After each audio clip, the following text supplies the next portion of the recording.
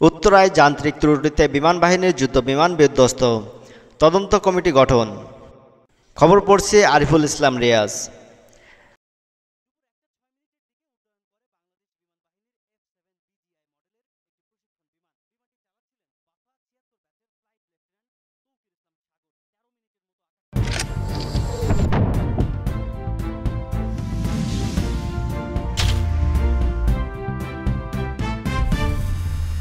আপনারা দেখছেন AR live TV. রাজধানীর উত্তরায় দিয়াবাড়িতে মাইলস্টোন স্কুল অ্যান্ড কলেজ ক্যাম্পাসে বাংলাদেশ বিমান বাহিনীর একটি FT-7 BGI যুদ্ধবিমান বিধ্বস্ত হয়েছে যান্ত্রিক ত্রুটির কারণে। দুর্ঘটনায় বৈমানিক সহ ১৯ জন নিহত এবং ১৬৪ জন আহত হয়েছেন। হতাহতদের বেশিরভাগই শিক্ষার্থী।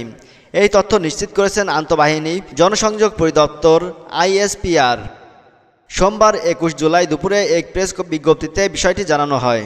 প্রেস বিজ্ঞপ্তিতে বলা হয়, বিমানটি বিমান বাহিনী ঘাঁটি AK খন্দকার কুর্মিটোলা থেকে দুপুর ১টা ৬ মিনিটে নিয়মিত প্রশিক্ষণ মিশনে উড্ডয়ন করে। উড্ডয়নের পরপরই এটি যান্ত্রিক ত্রুটির সম্মুখীন হয়। ঘটনার সময় বৈমানিক ফ্লাইট লেফটেন্যান্ট মোহাম্মদ তৌকির ইসলাম প্রাণপণ চেষ্টা করেন বিমানটিকে ঘনবসতিপূর্ণ এলাকা থেকে জনবিরল স্থানে নিয়ে যাওয়ার জন্য। তবে দুর্ভাগ্যজনকভাবে সেটি মাইলস্টোন স্কুল অ্যান্ড কলেজের একটি দোতলা ভবনে বিধ্বস্ত হয়।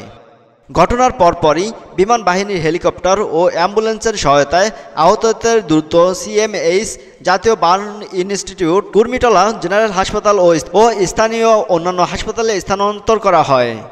নিহতদের মধ্যে একমাত্র বৈমানিক ফ্লাইট লেফটেন্যান্ট তৌকির ইসলামও রয়েছেন, যিনি পরে হাসপাতালে চিকিৎসাধীন অবস্থায় মৃত্যুবরণ করেন। ইন্না লিল্লাহি ওয়া ইন্না ইলাইহি রাজিউন। বিমান বাহিনী জানিয়েছেন, এই অনাকাঙ্ক্ষিত ঘটনায় তারা গভীরভাবে মর্মাহত এবং আহতদের সর্বোচ্চ চিকিৎসা সহায়তা দিতে তৎপর রয়েছে। বিমান বাহিনী প্রধান বর্তমানে বিদেশে সফর থাকলেও সহকারী বিমান বাহিনী প্রধান, প্রশাসন, বিমান বাহিনীর ঊর্ধ্বতন কর্মকর্তা ও উদ্ধারকারী দল ঘটনাস্থলে রয়েছেন। এছাড়াও ঘটনাস্থলে উপস্থিত ছিলেন সেনাবাহিনী প্রধান, প্রিন্সিপাল স্টাফ অফিসার, সশস্ত্র বাহিনী বিভাগ, ঊর্ধ্বতন সরকারি কর্মকর্তা এবং প্রশাসনের বিভিন্ন পর্যায়ের সদস্যরা।